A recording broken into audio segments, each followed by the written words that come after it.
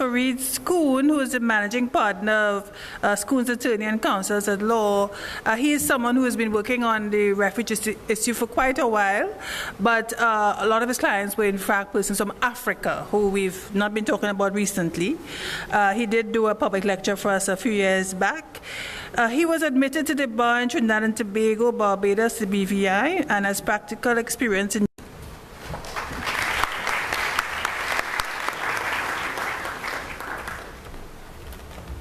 Good afternoon, everyone. I don't know where to start. I feel like starting like Ansel Roger and say, has the government passed in refugee and immigration and asylum matters or failed? Failed. I think that there's a problem that we have when we are in sessions like this, and I want to spend a few minutes so that some persons who may not be on the same page with the practitioners and intellectuals can get on the same page with us. Because we talk about a convention and we talk about a protocol, and I don't know, what is a convention? What is a protocol? And where do these things come from? And I realize in talking to people that many people do not know, but if people become educated about what the convention is and what the protocol is, it gives them a foundation for better activism.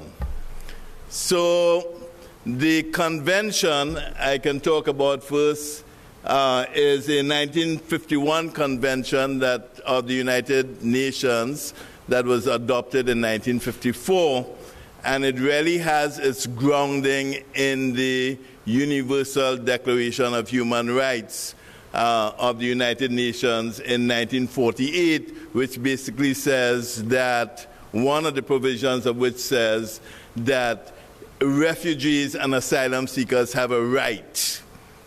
States have a right, a duty, to protect the rights of asylum seekers and refugee persons, refugees who find themselves in the nation states that form the United Nations. So after the World War II, European nations got together and they passed this convention called the United Nations Convention relating to the status of refugees. And that is really what we mean when we talk about the convention. And that convention is the body of work, the body of the treaty passed by European countries to accept asylum seekers from war-torn European countries into other countries that were not so affected by the war, and that protected them from what is called refoulement, which Rosemary mentioned, being sent back, and helped them to be reintegrated into their host countries. In 1964, so that was only European countries. That doesn't include us folk.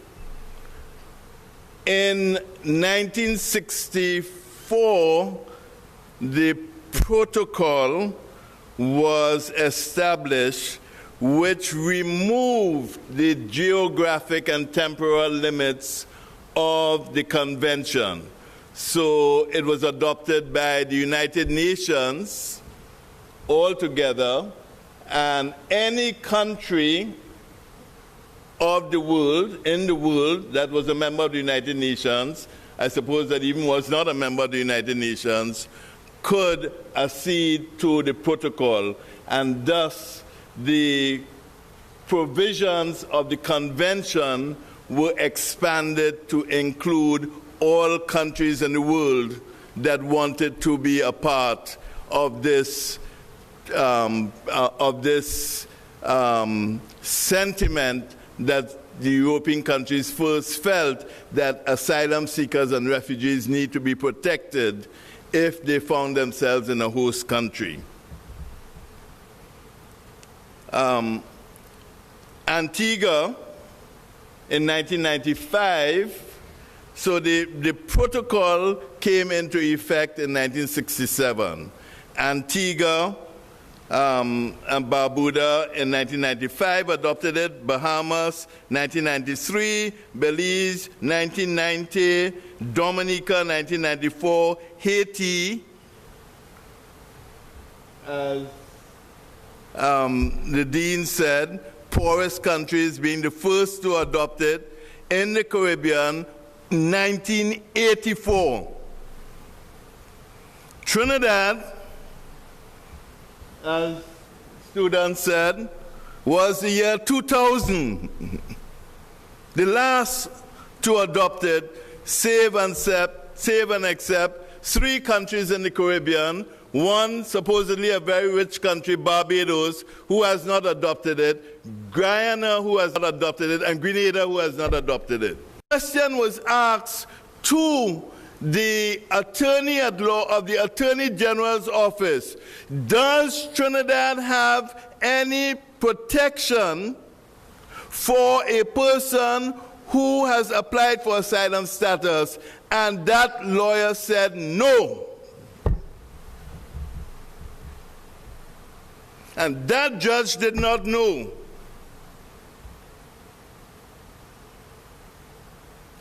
And the book that this gentleman has, the immigration manual, is a hidden book. You cannot get a copy of it. A practitioner cannot get a copy of it. It is not available. It's not available for sale. And even though that book says that you cannot refool, the judge has never seen it. No practitioner has ever seen it.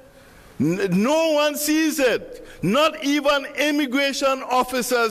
40,000 Venezuelan refugees came up is because that's the question that Mr. Menendez, one of the ranking members of the Senate Foreign Relations Committee, when they were interviewing and assessing the new ambassador to Trinidad and Tobago, asks that incoming ambassador, do you know that there are 40,000 Venezuelan refugees in Trinidad and Tobago? He said, no. He said, have you ever been to Trinidad and Tobago? No. He said, I expect that when you get to Trinidad and Tobago, you would do something about these 40,000 people. I have 2 minutes.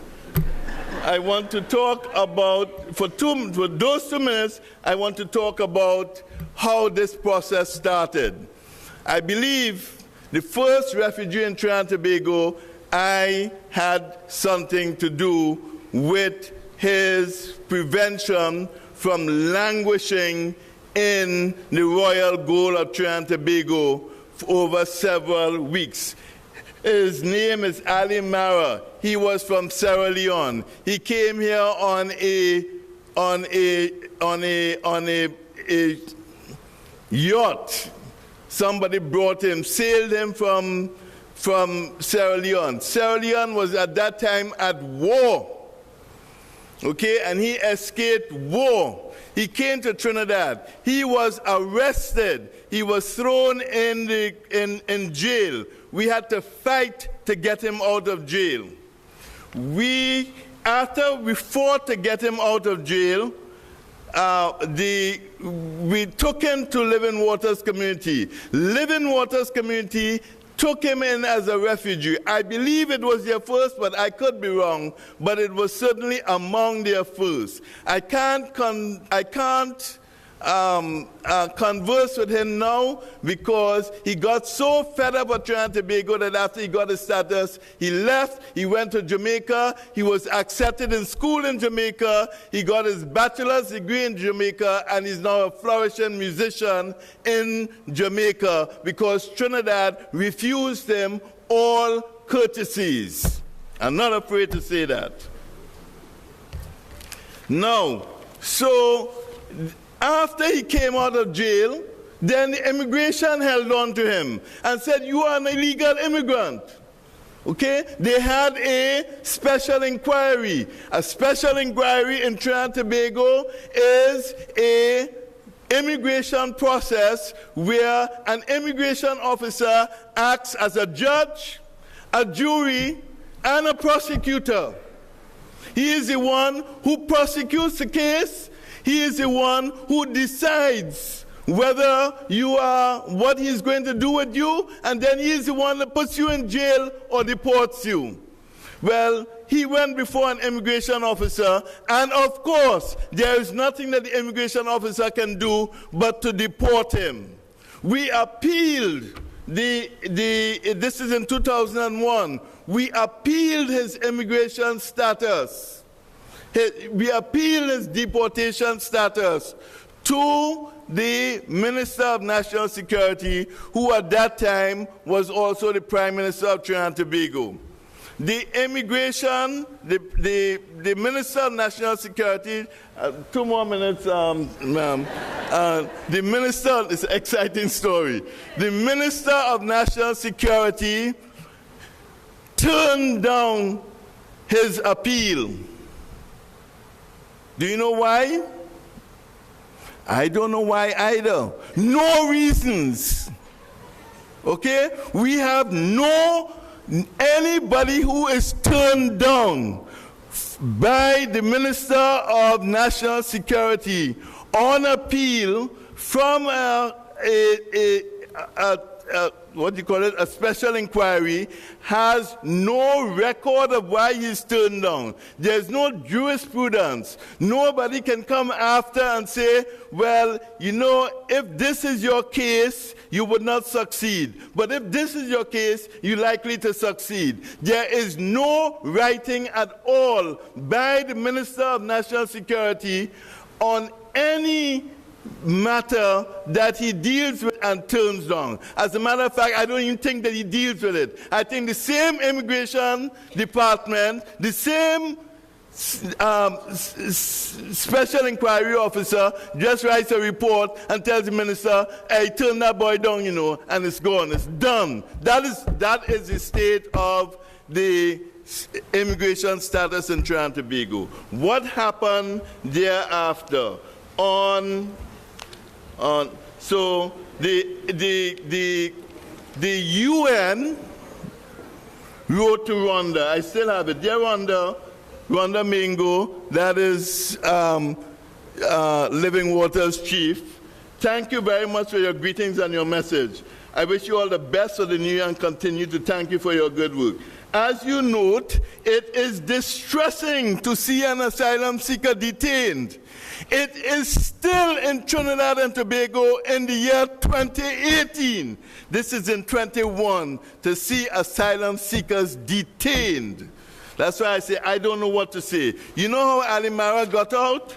The United Nations High Commissioner for Refugees, who at that time was Gwyneth Kubre Christos, he was the regional representative. On June 22nd, 2001, he wrote a letter to, should I call his name, the Honorable Mr. Basio Pandey, the Prime Minister of Trinidad and Tobago. I am sending this letter with regard to the plight of Mr. Mara, a national of Sierra Leone, currently seeking asylum in Trinidad and Tobago. We sent a letter dated 14 July to Mr. Assam, the Honorable Minister of Enterprise Development, Foreign Affairs and Trade, expressing our concern over the continued detention of Mr. Barra and requesting that he be released to custody of the Living Water community pending a full and fair refugee status determination. That is how Mr.